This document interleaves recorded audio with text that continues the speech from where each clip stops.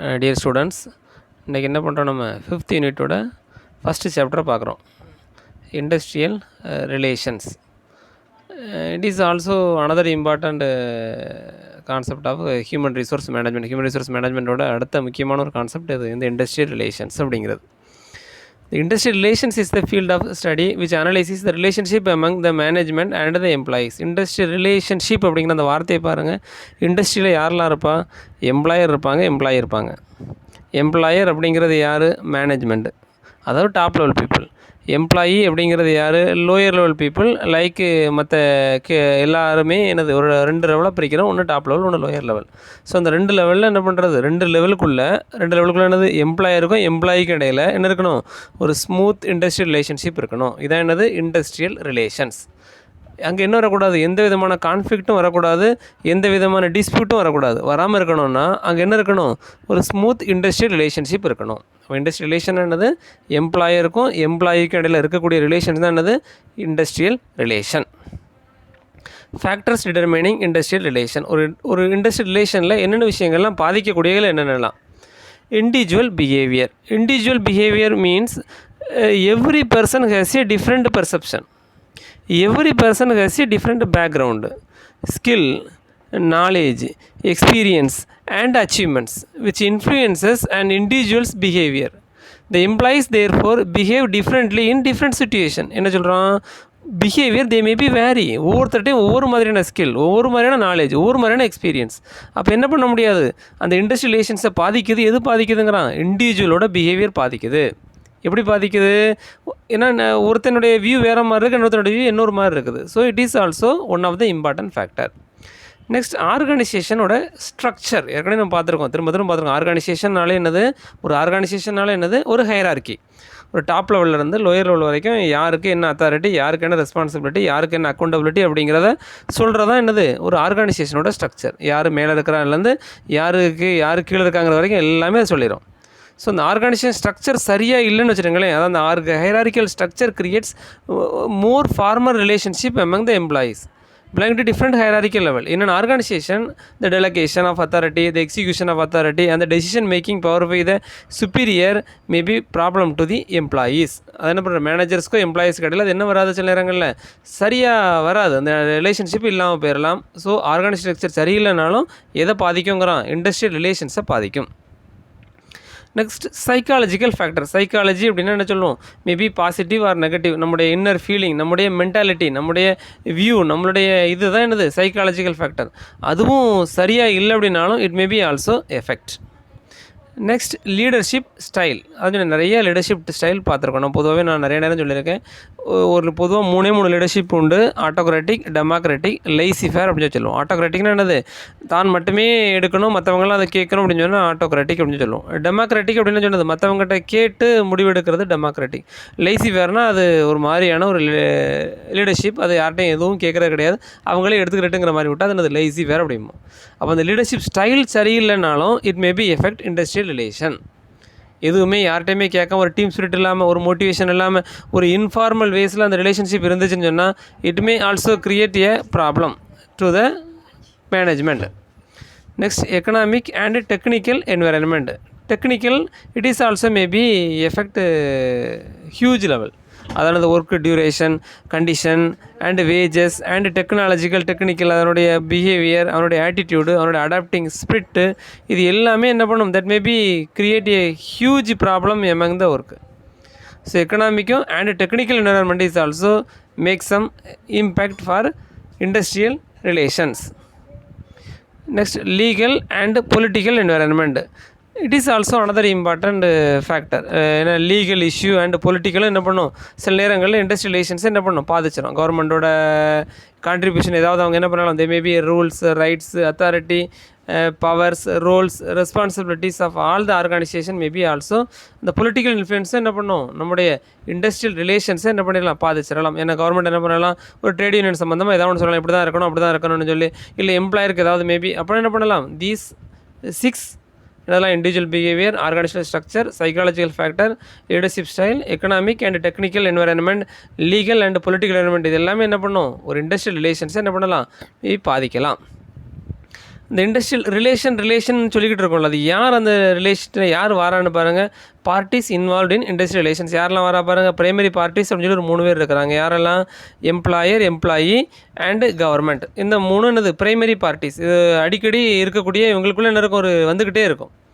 அடுத்த பார்ட்டிஸ் பாருங்கள். Other parties சொல்லி என்ன பண்ணுறான்? Employers association, trade unions, courts and tribunals, international labour organisation, human resource function. இதில் ஒருத்தருக்குள்ள ஒருத்தர் ரிலேஷன்ஷிப் இருந்துக்கிட்டே இருக்கும். பாருங்கள், ஃபஸ்ட்டில் எம்ப்ளாயர் இருக்கலாம், ஆர் எம்ப்ளாயர் கவர்மெண்ட் இருக்கலாம், ஆர் எம்ப்ளாயர் வித் எம்ப்ளாயர்ஸ் அசோசியேஷனாக இருக்கலாம், ஆர் எம்ப்ளாயர் வித் ட்ரேட் யூனியனாக இருக்கலாம். இப்படி என்ன இருக்கலாம்?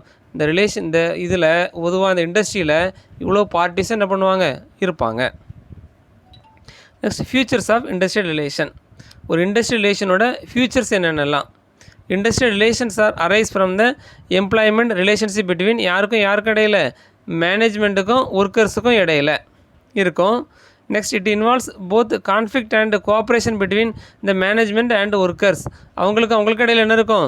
2 பேருக்கு இடையில் ஒரு கான்ஃப்ளிக்டை என்ன பண்ணும், அதாவது ஒரு கான்ஃப்ளிக்ட் இருக்கிறத கோஆப்ரேஷன் பண்ணுறது எது? இந்த இண்டஸ்ட்ரியல் ரிலேஷன். கேள்வி என்ன? ஃபியூச்சர்ஸ் எப்படிலாம் இருக்கணும் அப்படிங்கிறது. Third, it uses concepts of law, social sciences and behavioural sciences. இதுவும் என்ன வரும்? பொதுவாக இந்த இண்டஸ்ட்ரியல் ரிலேஷன்ஸில் வரலாம்.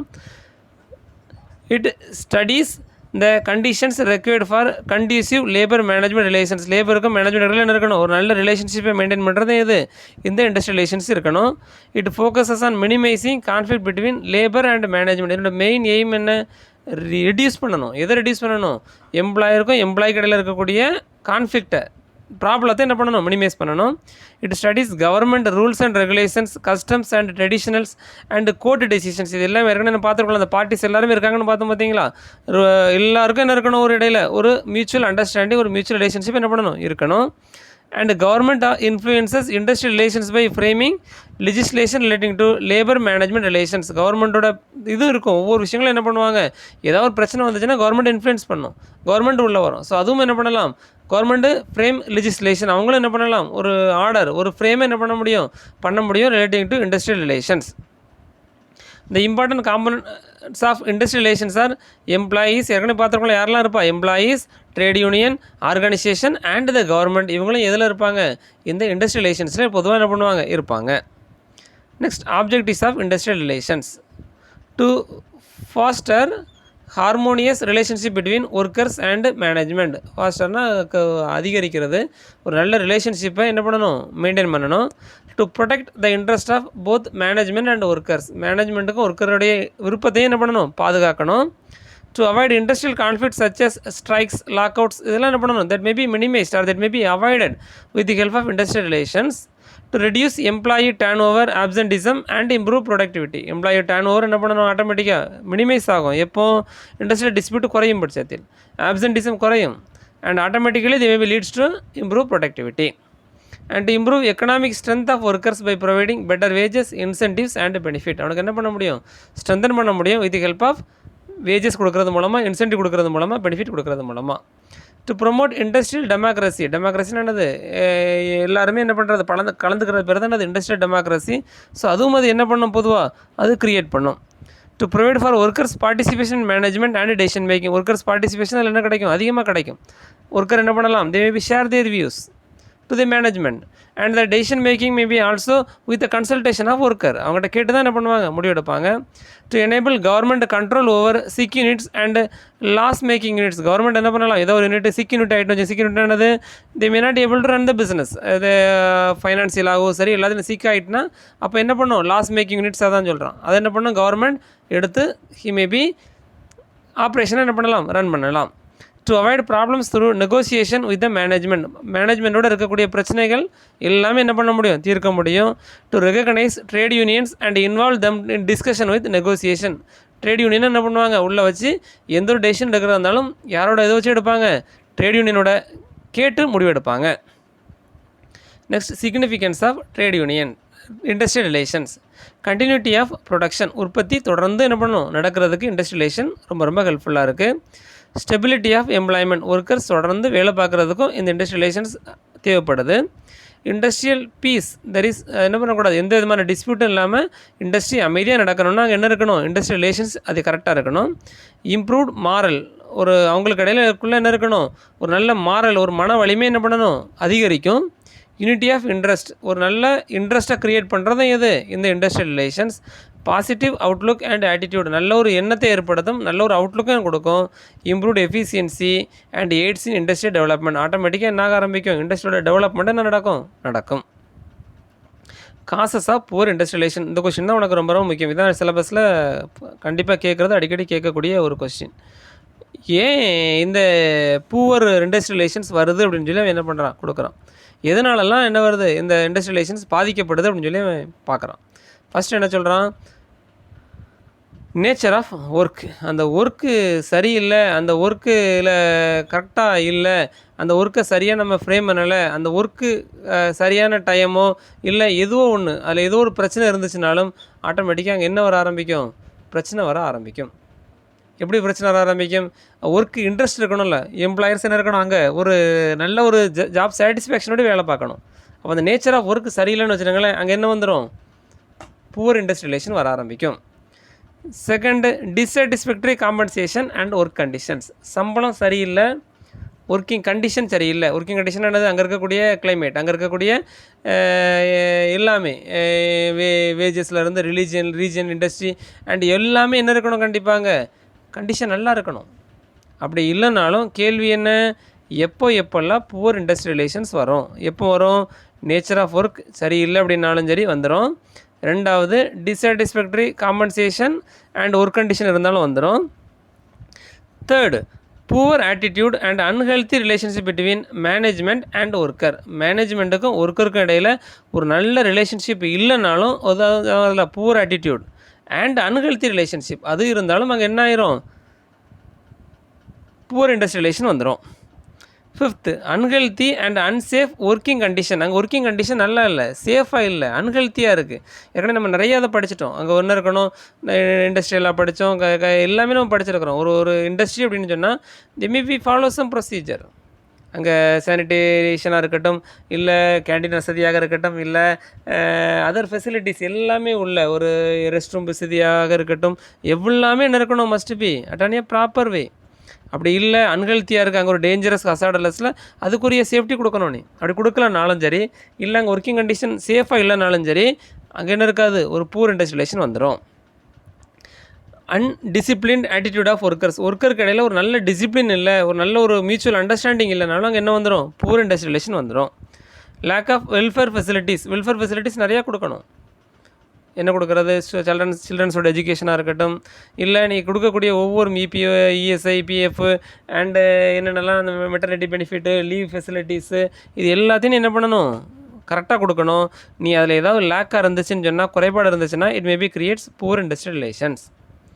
Difficult economic condition such as recession, rising prices and economic growth, இந்த மாதிரி இதில் ஏதாவது இருந்தாலும் சரி, அதான் சொல்லி இப்போ என்ன பண்ணுறது, எக்கனாமிக் ரொம்ப புவராக இருக்குது, அப்போ அங்கே எது பாதிக்க ஆரம்பிக்கும், இண்டஸ்ட்ரியல் ரிலேஷன் பாதிக்க ஆரம்பிக்கும். ஒரு ரெசிஷன் பீரியடு, ஒரு டல் சீசன், இண்டஸ்ட்ரியல் ரிலேஷன் பாதிக்க ஆரம்பிக்கும். ஒரு பொருளோட விலை கூட்டிகிட்டு ரைசிங் ப்ரைஸ் ஆகிட்டு இண்டஸ்ட்ரியல் ரிலேஷன் பாதிக்க ஆரம்பிச்சிடும்.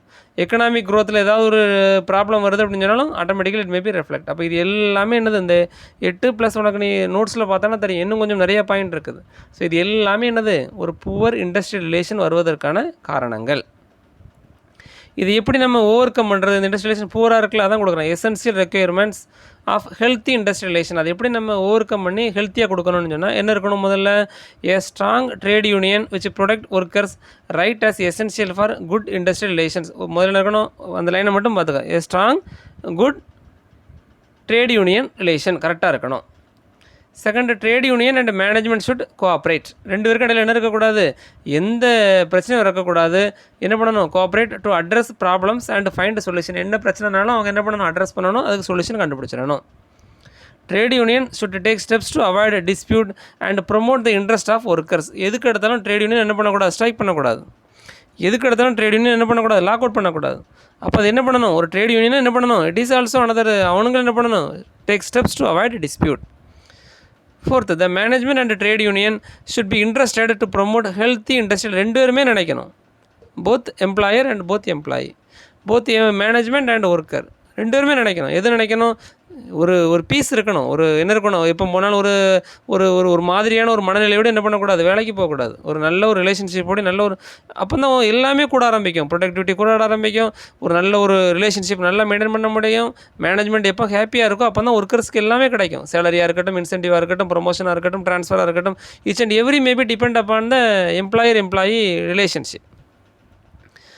அண்டு ஃபிஃப்த், இந்த management should prepare personnel policies in consultation with trade union. எப்போவுமே என்ன பண்ணக்கூடாது? ஒரு மேனேஜ்மெண்ட் மட்டுமே எந்த டெசிஷன் எடுக்கக்கூடாது. The management must consult with trade union and always consult with workers also and to take any decision. And the working condition should be safe and convenient. ஏற்கனவே பார்த்துருக்கலாம் அந்த பூர் ரிலேஷன்ஸில் என்ன இருக்கணும்? ஒர்க்கிங் கண்டிஷன் சேஃபாக இருக்கணும். ஒரு ஒர்க்கர் வேலை பார்க்குறான்னு சொன்னால் சேஃப்டி ஃபஸ்ட்டு. ஒரு ஹெசாடரஸ் ஒரு டேஞ்சரஸ் மிஷினில் உட்காந்து ஒர்க் பண்ணுறான்னா அவனுக்கு கொடுக்கக்கூடிய அந்த ப்ரொடெக்ஷனை கொடுக்கணும். ஒரு ஃபென்சிங் எல்லாமே தான் சரி, ஒரு லைட்டிங் பாதிக்கக்கூடாது. அவனுடைய ஹெல்த்தும் சரி, அவனுடைய that is very very important. அப்போ என்ன பண்ணணும்? ஒரு நல்ல ரிலேஷன்ஷிப் இருக்கணும். நாங்கள் என்ன இருக்கணும்?